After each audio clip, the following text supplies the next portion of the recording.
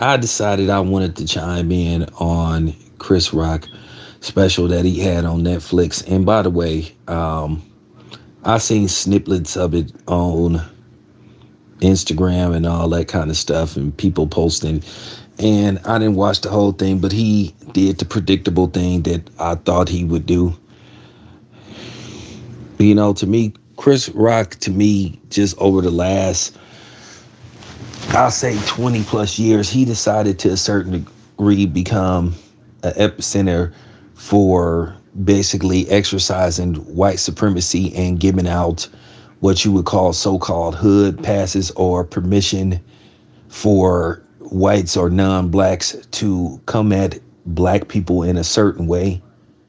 Because one of the funniest things, or the most laughable thing that people that don't look like us try to do is try to make the comparison, and they try to say, well, and play us against each other, because they think how one person think is how all of us supposed to think. So they think if one person that looks like me have the ideology or the pathology that they share towards black people and black men and black women, then we're all supposed to do that.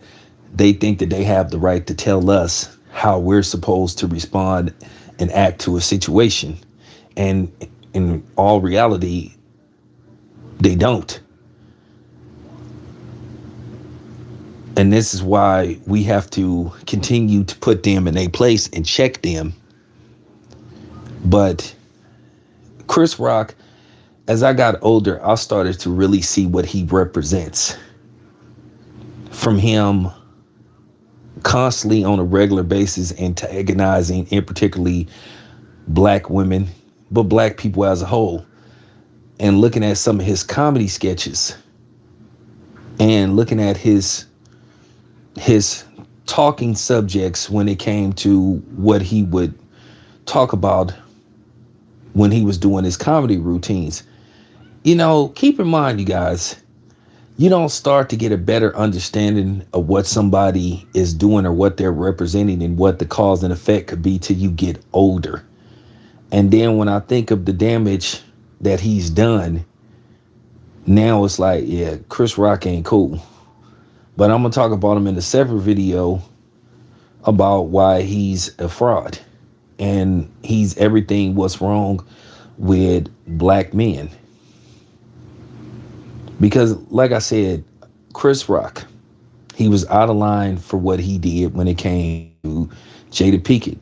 Yes, I'm a black man that had certain issues with black women, but I still love black women, and I still will defend black women when I feel the need to defend them, because I'm not anti-black woman. Just like there's a lot of black women that you think may be anti-black men, but they just try to hold brothers accountable. One thing about me, I've always had balance on my channel. When I felt that the black woman was out of pocket and I needed to express my displeasure and my disappointment, I would say something. The same thing with black men. So that's why my channel has always been co-ed, but but just thinking about Chris Rock and his history, from some of the jokes he's made, from, there's black people and then there's ends. And then you had people watching that and then thinking that they could use that ideology to describe black people who happen to be white. Nah, man, you don't get to say that. And then just some of the other stuff from his documentary, Good Hair, where he was visibly poking fun at black women. I think the scene where he went into, the store, the hair store, with what was supposed to be black hair, saying, is there any value to this? And the Asian people were saying, nah, it's no value in the black hair. And then you had the black person working in the store kind of like being cooning it up. So that made it even worse. The problem is they'll defend somebody like Chris Rock when he's giving them a opening to be able to exercise their thought process. So that's why a lot of people were defending him when the Will Smith thing happened and talking about we're supposed to be able to take a joke. Listen, there's consequences and repercussions for everything. So on one hand, you saying you can do what you want and say what you want, but then on the other hand, you can't. I thought you supposed to take accountability for everything. So if that's the case, if you can say and do whatever you want or be able to exercise whatever rights you want, this okay, so why in fact that if you harm somebody, you are supposed to go to jail, or they say you going to jail? If that's the case, why in certain situations, in most situations, if you say inappropriate stuff, then you could be ostracized depending on your work environment. You could lose your job. So once again, it proves my point. And then it comes into the situation of freedom of speech. Okay, so if people saying that Chris Rock can say whatever he want to say, right? And we're just supposed to just take it and laugh and all that stuff, and he had a right to say what he want to say. Okay, well, once again, why was everybody so bent out of shape about a tweet with Kyrie Irving? Right? Why did people feel like Kyrie Irving had to pay a price for what he did? Right. So no, you don't get to say what you want to say. No, that only pertains to people should be able to say what they want to say pertaining to black people and be able to get away with it. And then once again, you'll have these people say, oh, you're soft. You're soft. Oh, people are too sensitive and all this kind of stuff. And for the people that want to side with Chris Rock and say that people are soft to you black dudes, if that's the case, then how come you the same dudes where if somebody step on your shoes, you ready to pull out the clapper and start letting off, you know what I'm saying, rounds, right? Isn't that being sensitive? Right? Y'all the same ones. If somebody step on your Jordans, that's black. You ready to do something to them? You ready to fight? But if a non-black person do it, it's all good, right? You got to have that same energy, which you never do. You want to talk that soft stuff or talk that people need to stop being so emotional. Like I said before,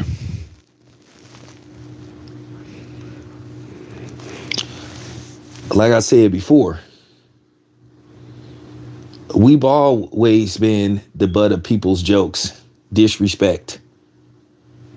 Like I said before, there is this thing where black people are just supposed to take it. I wonder if Chris Rock had made a remark about, I wonder if he had did a comedy set about, you know, what happened with the president and him having a lesion removed from his head or face or whatever. Would people have reacted the same way, say, oh, it's just comedy?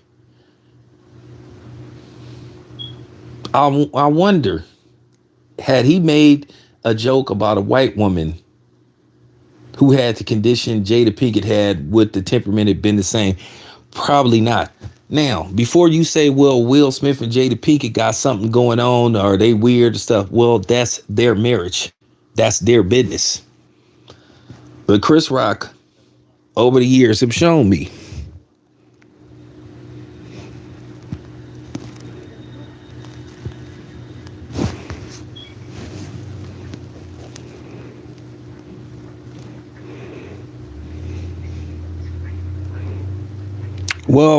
I'll get to that in a minute. A lot of people are ripping Chris Rock to shreds, especially the slavery remark about he watched Emancipation to see Will Smith get whipped. This is what I'm talking about with Chris Rock. First of all, Will Smith didn't set black people back whatsoever. Actually, to a certain degree, he exercised masculinity by defending your woman And that's something that they've been hell set against. They call it toxic. I think if Bradley Cooper had did that to Chris Rock, let's just say that was his wife, they'd be saying how macho and how cool he is. But because they're trying to push a certain agenda towards black men where they worried about us and more worried about putting us in dresses and giving us purses and all that stuff and telling us to paint our nails, that's the agenda they trying to push, because it's always turned the other cheek when it comes to us. You know, look in the sky, pray about it. So like I said before, Chris Rock, once again, he showed who he really is. He showed who he really is. He showed what he really all about. And now people are starting to see who he is. This is why Will Smith is winning. Will Smith since the Oscar slap happened, Will Smith has done a couple of TV shows. He's accepted awards. Right now, he is currently shooting Bad Boys 4 right now as we speak. Michael B. Jordan confirmed that I Am Legend 2 is on his way. So that's the only reason why people is really mad at Will Smith, because they don't want to send that message out to black men. Defend yourself, defend your wives. Just take it. And I listened to Harvey's video, and Harvey put out a very good video. Now, I'm going to say this about Harvey. I like Harvey. I don't agree with everything Harvey says. You know, but in this particular case, he is spot on about Chris Rock and how much damage you can do. You have to understand, even though you're a comedian, you happen to be black and you talk about black situations, other people watch those jokes and then they just assume that all black people are like that. That's the problem. That's the biggest thing that's hurt black people.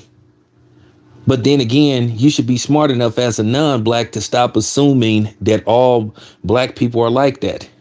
Just like they'll make these remarks on YouTube about when you see videos of, you know, unfortunate incidents where there's, you know, gunfire and all this stuff. They'll say, see how black people is? It's assumption. They'll say, yeah, look at these black people. But then when you hear about these white boys or these non-blacks shooting up grocery stores, movie theaters, churches, banks, malls, then all of a sudden you don't want to have that conversation. You don't have that same demeanor. You don't have that same energy. Now all of a sudden it's like, well, I wonder what cost him to do something like that. Oh, that guy's an idiot. But when it's black people, it's all black people are like this. And that's been the problem. We've always been judged as a group instead of an individual. And that's what's wrong with society.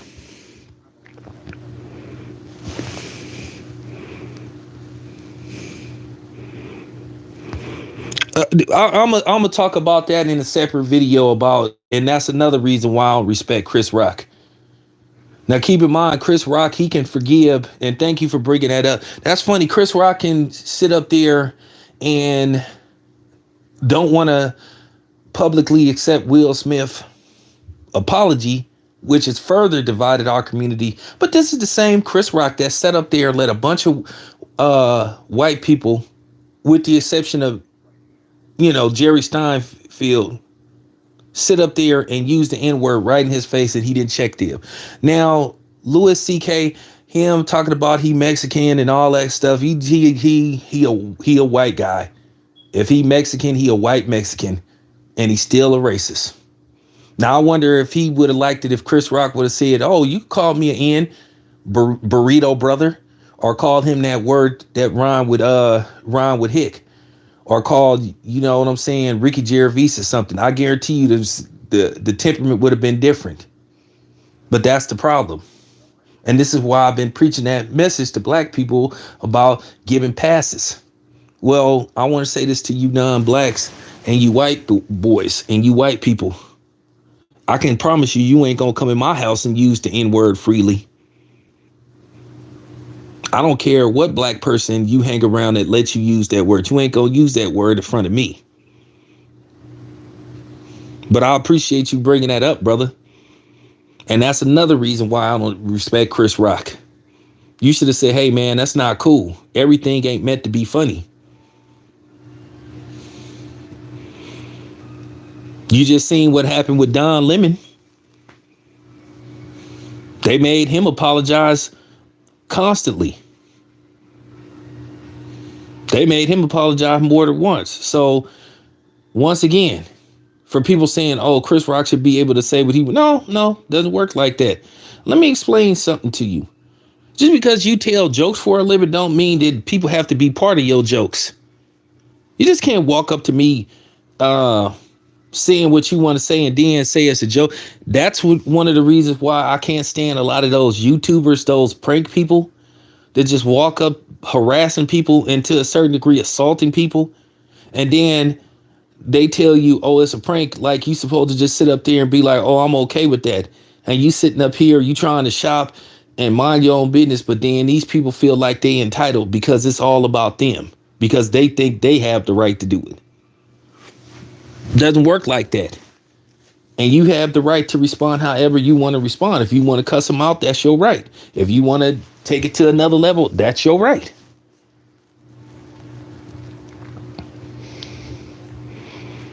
Just because you tell jokes for a living and you a comedian don't mean you reserve the right to be able to say what you want to say. And like I said before, I told y'all, I told y'all the Will Smith, Jada Pinkett thing and Chris Rock was deeper than what we thought. And come to find out, it was what I thought it was. Chris Rock tried to shoot his shot at Jada Pinkett. She rejected him, and he been mad ever since. And at the end of the day, he just kept doing it. Chris Rock kept saying stuff about Will Smith's wife. What is Will Smith supposed to do? Because if he keeps saying it, it comes across as Will Smith is a coward. Now, that's the funny thing when you think about it, right? Once again, you can't win for losing. You can't win for losing because what is this narrative they say? What are we being accused of? What are they always saying we're doing? Oh, black men is not protecting their women.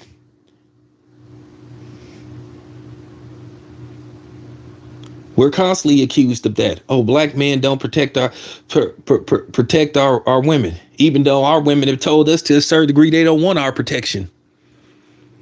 But the funny thing is they don't have that same temperament towards Serena Williams' white husband, who constantly was letting her get disrespected.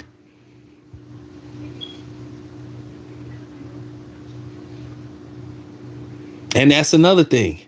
Serena Williams moved on from that, and Venus moved on from that Will Smith stuff with Chris Rock. So why can't everybody else?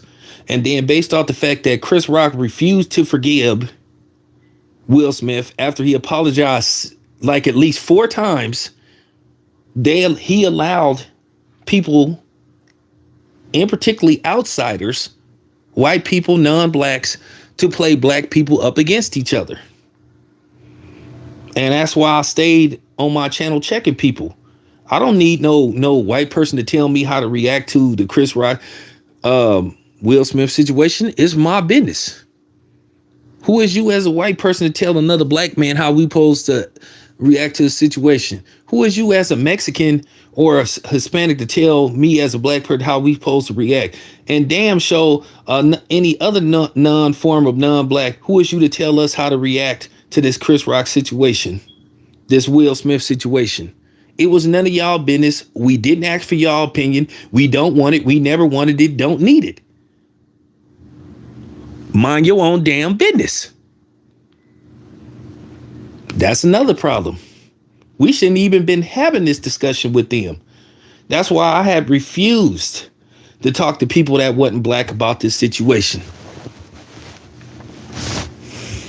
Had nothing to do with them. Had nothing to do with them, and it wasn't they damn business. As black people, we don't have to. Our biggest problem, our biggest Achilles heel, is being made to feel guilty about it, or feeling like we have to give whites or non-blacks an explanation about anything. We don't have to explain nothing to them. We don't owe them no explanation. You don't have to explain a damn thing to a white person or a non-black about why black people do this. Stop explaining.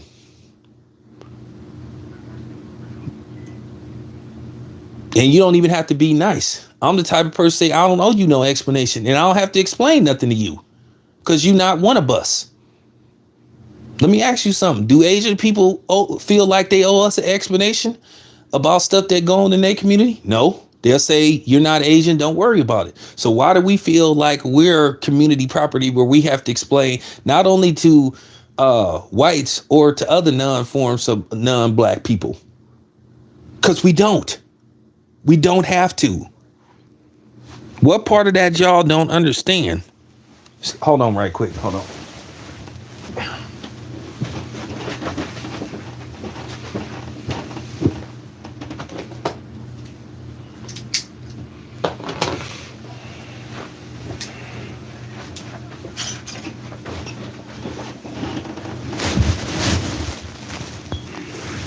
But like I said, this is Chris Rock history. We don't, like I said, man, when some dude say, how come black people, hey man, check this out, bro. I ain't got to explain nothing to you. Oh, so you're one of them. Yep. Sure do. Sure is. Sure will be. Always have been. Like I said, I ain't got to explain nothing to y'all. We don't owe them no explanation. We don't have to justify everything to them. That's how supremacy works. Feeling like we have to justify, explain, and give an explanation about everything when we don't have to. Even if they try to press the issue, cut them off. Cut them off. Say, hey, man, I ain't got to explain this to you. Because, see, that's how they trap you. When you answer the first question, then they gonna come with another question. That's how it turns into a debate, into a discussion. See, I cut them off quickly. I'll be like, hey, man, I don't want to talk about that. When they was coming, when certain people, even people out the blue, would be walking up to me.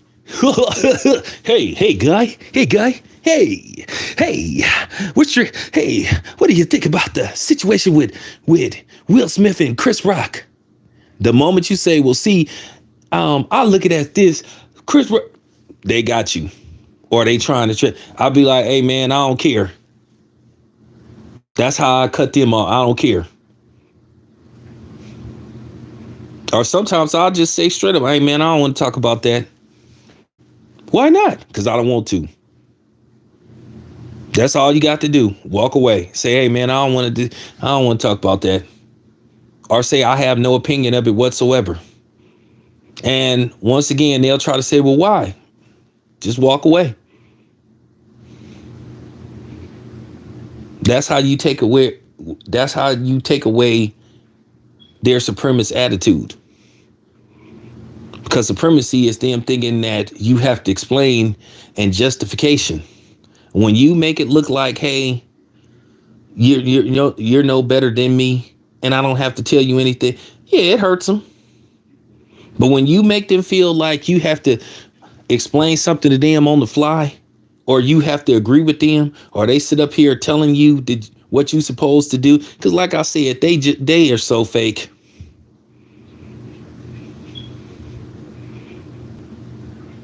They are so fake. Since when have they turned the other cheek? No, that's just something that they've told us. That's the pathology and the ideology that they've set for us to turn the other cheek. No, we're the only ones that's told to turn the other cheek, take it and smile. Like I said before, Chris Rock would have never made that joke about no white woman. Because I remember he made a joke about some white woman and he ended up apologizing.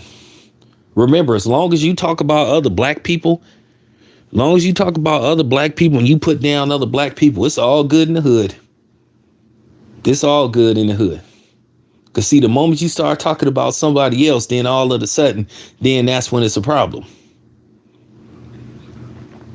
And then the sad part about it is you'll have some black people that'll sit up there and want to follow a pattern and want to be the Negro whisperer. Oh, I'll communicate for black people.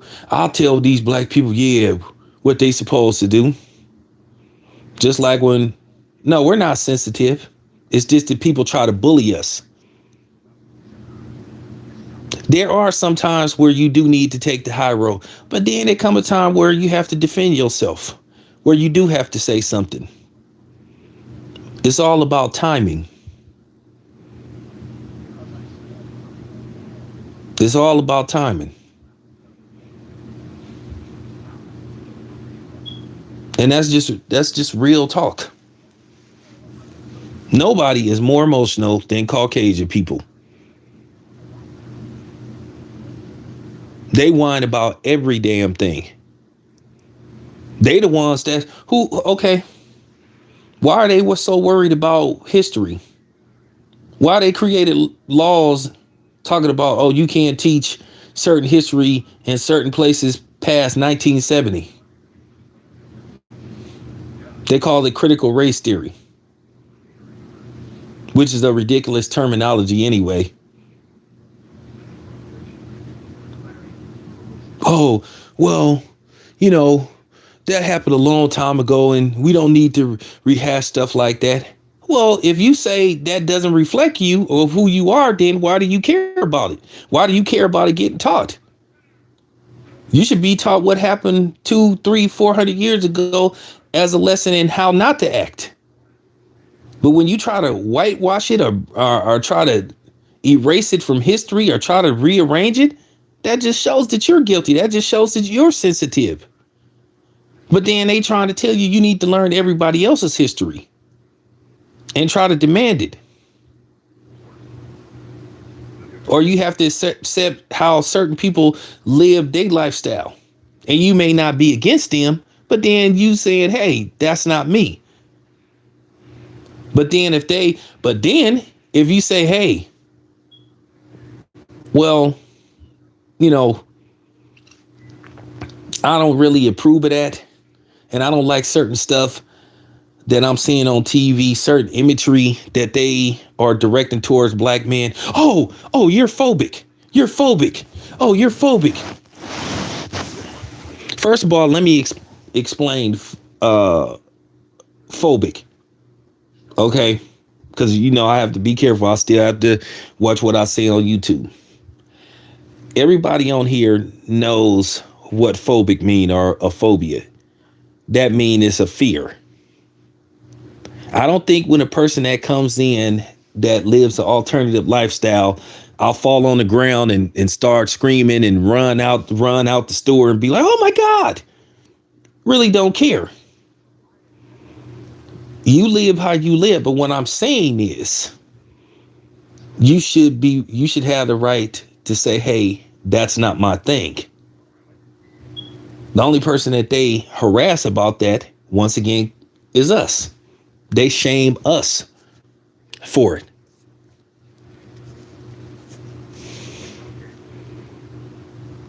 So when people come with that terminology and say, oh, you're phobic. No, I'm not. No, I'm not.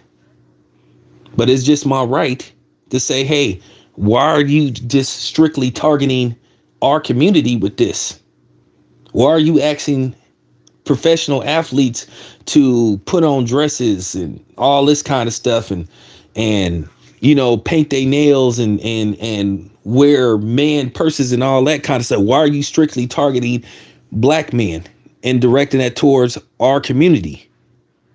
You're not asking for real. I'm just keeping it a buck. You're not asking Luka to do it. You're not asking Luka to do it. You're not asking Travis Kelce to do it. You're not asking Aaron Rodgers to do it, but then you're asking black men to do it. And then when we point this out, we're labeled. And that's why I did that video. You had a white hockey player who refused to wear a rainbow colored jersey for a scrimmage, or, scrimmage, whatever you want to call it, warm-ups. No big deal. Didn't get next to no publicity. But let that have been an NBA player. It would have been a pile on. You would have had everybody saying, well, this and that, and we have to stop this stuff, and it's not that big of a deal. It is that big of a deal. As parents, you want to be protected of your kids, and you want to sway and teach your kids to be a certain way. Now, if they happen to end up being that way, fine. But when you are basically presenting something, making it look like that's the way to go, and then making somebody feel guilty if they live a normal way, which is considered, and you know what I mean by normal, and you're trying to guilt trip them and make them feel bad. Not only that's a form of racism. That phobic word is a word that they just attach to black people. And to me, that's a form of racism.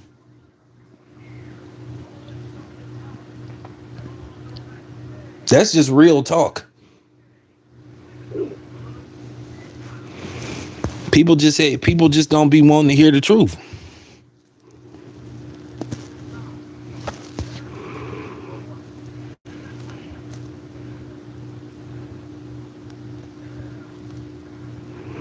Look, listen, man. I'm gonna say this, and this is just real talk. We all in the black community said that Will Smith was wrong. We all said it. How many of y'all said that we didn't think Will Smith should have did what he did? We all said, hey, Will Smith shouldn't have did it. He was wrong. He used bad judgment. But a lot of us understood where it was coming from. Because as a black man, you do get frustrated. That was years built up of people saying that Will Smith was soft and all that kind of stuff because he made certain kind of music. You guys got to understand, we're human. All this stuff about, I got thick skin and all that kind of stuff. The only time you got thick skin is when you're an animal and when they put certain chemicals in it to dry it up and turn it into leather. That's how you have thick skin. Because in real life, you don't. Because if you take a needle and you pull, and it is, and you know what I'm saying? No matter how hard you stab it, whether you press lightly or press hard, you're gonna bleed.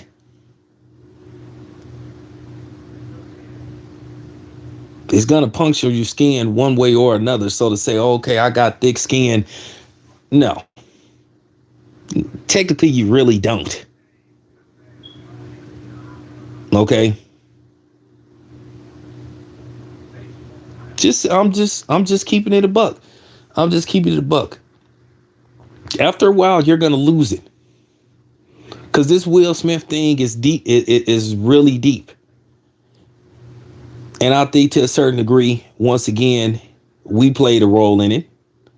Because we called guys that rap like Will Smith soft and all that stuff. But that was something that the media put out there, where basically they were saying if you didn't make songs talking about how you want to kill other black people and hurt other black people and sell drugs and do anything negative to, disenfranchise your own community and hurt your own community, you wasn't cool.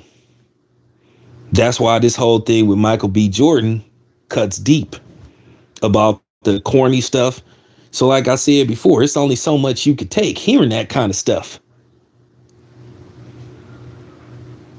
He said it himself. He got tired of being called soft. And after a while, you gonna snap.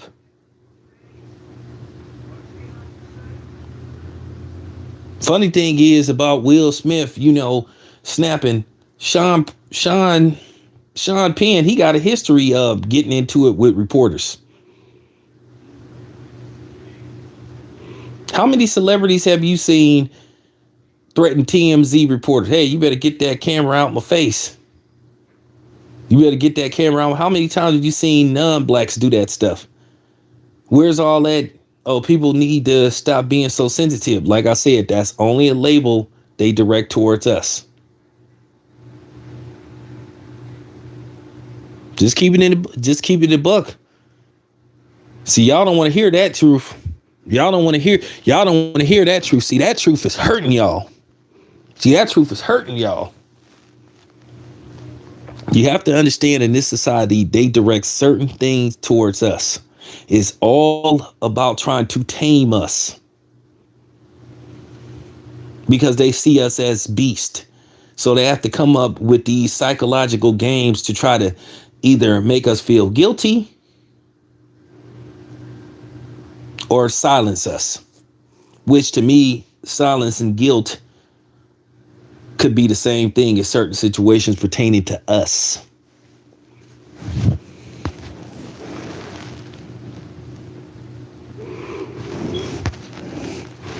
Let me explain something to you. I never had no problem with Will Smith raps. Look, everybody wasn't meant to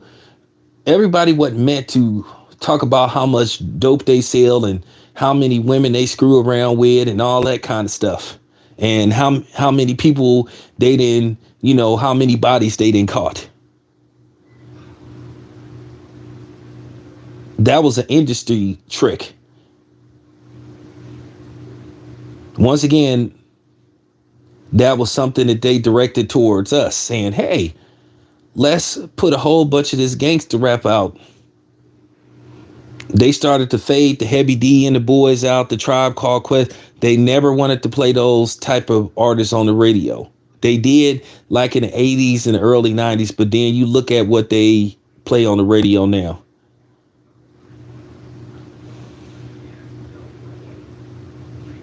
As they started to flood out the Heavy D and the boys, they never liked the Public Enemy. They never liked that type of rap. They never liked conscious rap. But the more you talked about, harming other black people, that's what they pushed out. And now they wonder why now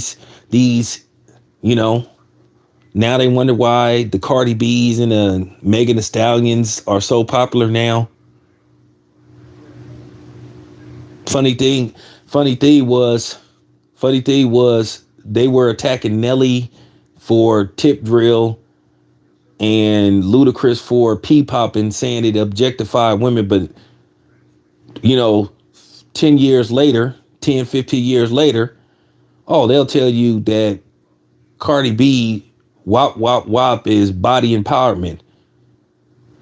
They'll tell you Lizzo talking about how proud she is that she's big and obese and present herself in a disrespectful manner is cool for women. And this is why black women have the label that they have. This is why they have the label of being easy and being whores. And so to a certain degree, while they sitting up blaming us, they need to look at the industry. A lot of these rappers, when they were making the videos, they were trying to say how beautiful our women was. Because keep in mind, they were saying thick meant fat. Now all of a sudden, now you got all these white women that's getting operations, and some of them is natural. Now all of a sudden it's celebrated. Now it's called called body empowerment or some ridiculous terminology. But see, that's what I'm saying. And it all ties into the trajectory of going back to Chris Rock and all this kind of stuff. So like I said before, getting back to Chris Rock, see how I tied this all together, the trickle effect? I never had no problem with how Will Smith rapped. But as the radio and the media started to tell you, and then other rappers who got orders from the labels to say, oh, guys like Will Smith, you don't want to listen to that rap. That's corny. That's soft. The MC Hammers of the world and all that kind of stuff. And the funny thing is, you know, the funny thing was MC Hammer was more street than most of these rappers that were out here talking about how street they was. Because if you was from Oakland, you really knew what was up with MC Hammer. I did. That's the funny part about it. That's the most funny thing about it. Some of the people that was rapping about being from the streets wasn't really from the streets. They were manufactured studio label rappers. And it was a lot of them like that. So I'm just saying. I'm just saying. Because the funny thing is, Will Smith made better music than he got credit for. That song he made off that Millennium album, that song So Deaf with Slick Rick and Biz Markie, that song is a banger. And Will Smith was a hell of a rapper.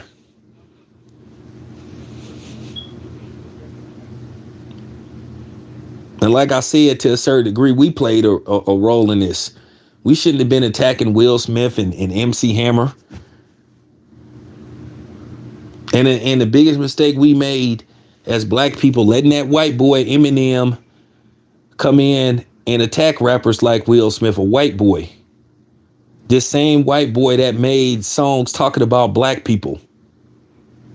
But once again, he was forgiven. He was forgiven. Who made songs calling black people the N-word and stuff with the ER. Because I heard those old tapes. Who made a song calling black women stupid. But these the same black people that won't forgive Will Smith. But attack Will Smith in behind a white boy. Okay. Make that make sense. See, I'm cooking. I'm cooking. See, I don't even like doing these videos, but I just want to tell you it's levels to me. I'm more complex than you know what I'm saying? I could do those intellect videos. I'm not all the way street. I told you I could hold the conversation. I can hold the conversation with the big guns. I could go on those major TV outlets and hold my own in the conversation. Or articulate conversation. But at the end of the day, I'm not saying that we can't articulate ourselves, but I like to simplify everything. I want everybody to grasp and understand.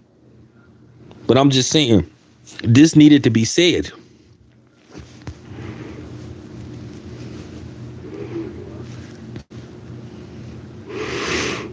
Listen, man.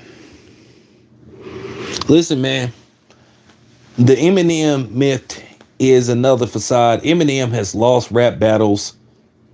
Eminem then got destroyed on quite a few songs, and Quad is kept. Once again, let's just keep it a buck. Machine Gun Kelly's Rap Devil song was better than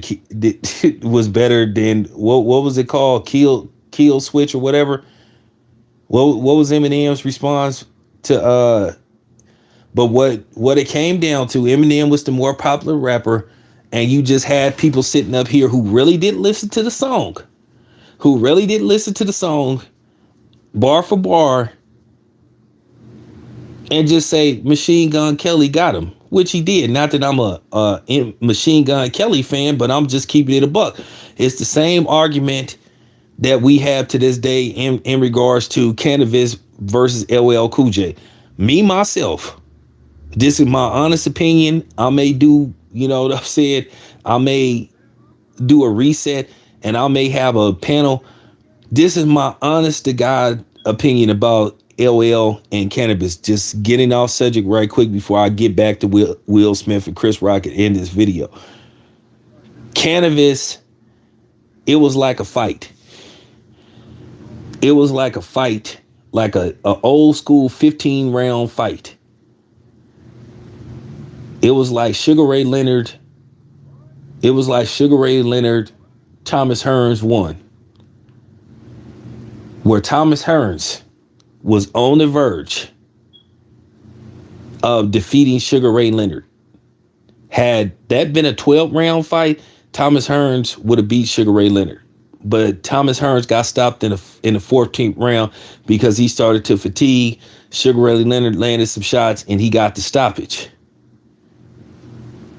And that's how I look at that battle. Cannabis, if that was a fight, he knocked LL Cool J down at least twice in that fight. He had LL Cool J up against the ropes, but LL Cool J, he came back. It took LL Cool J 3 attempts, but he got the W over Cannabis. And I mean, Cannabis gave LL, I'm talking about a run for his money. But LL, he ended it. I'm talking about the end game when he said 99% of your fans don't exist.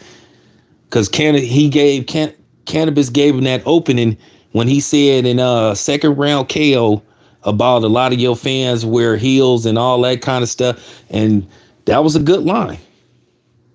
Because I just listened to second round KO a couple of days ago. And then I went back and listened to some of LL songs. But when LL hit him with that line, "Can I bust?" when he said 99% of your fans don't exist, when he said you ain't got no fans, you ain't moving though, that was it. LLW. You know what I'm saying? But I'll put it to you this way. Cannabis, LL had a black eye. He might have had a broke rib, but LL won. LL won. He won. He won. He won. Oh, thank you. Kill shot. Yeah, kill shot was trash. Thank you. First of all, we could dip over to the Eminem thing right quick. Eminem I'm gonna tell you this much, and this is my honest opinion. Eminem has some verses where he brought it, and then he had some verses where he'd just say absolutely nothing, or he'd just say some stuff on verses that wasn't that complicated, but they'll make it out to be when it really wasn't. And he just had some verses where he just talked about absolutely nothing. So tying this back to Chris Rock cleverly, it was like Pootie Tang. Y'all remember on Pootie Tang? See how clever Town Biz is? Y'all remember on Pootie Tang, right? Where that's one of the most funniest scenes ever. Like I seen in a movie. So I give Chris Rock credit. Y'all remember when they played that Pootie Tang record, right? I'm talking about he made a recording of just air. And then all of a sudden, everybody was bopping their heads like, dude put a banger out. And then, Chris Rock said, Pootie did it again. Another smash hit. That's how I felt about some of the verses Eminem put out, that everybody was just praising the high heaven, saying that Eminem he had a lot of Pootie Tang moments with some of his raps. Pootie did it again. So, you know.